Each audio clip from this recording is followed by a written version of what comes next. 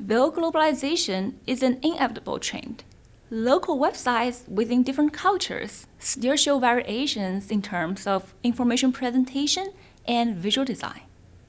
Let's borrow a concept from anthropology to help us understand some of these differences. The anthropologist Edward T. Hall introduced a factor called context. Context describes how people exchange information in a particular culture. People in low-context culture communicate in a more direct and less personal way. Information is explicitly stated. For example, they might prefer emails rather than face-to-face video chats. According to Hall, Americans and Scandinavians fall into this low-context category. In contrast, in high-context cultures, people pay more attention to the context of the communication. Richer verbal and nonverbal cues, like gestures and tones of voice, are more heavily used to help communication and interpretation. Examples of these cultures include China and Japan.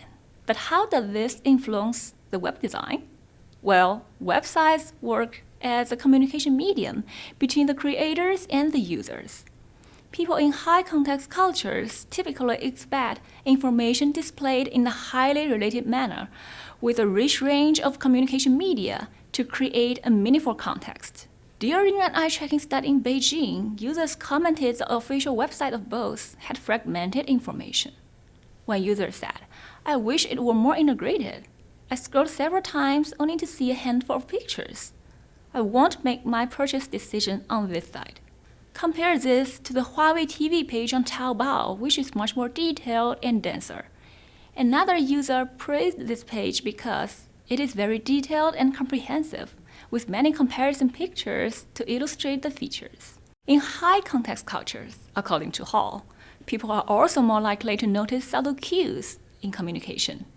In our study, we observed this difference in the comments that users made about tone of voice and the emotional response. Compared with our US participants, Chinese participants more actively made comments on their emotional responses toward sites.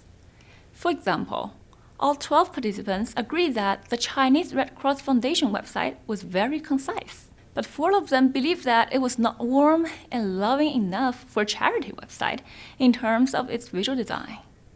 2 of them even doubted its authenticity because of this. One user said, "This is a charity full of love, so it should be more reddish or more colorful. I feel that this site is too neutral and very business-oriented." Just like a government website, it is very indifferent, bureaucratic, and very official. It didn't give me that feeling of love or willingness to help. If you're designing a product for users from a different culture, it is always important to learn about cultural differences and how they can potentially change users' expectations.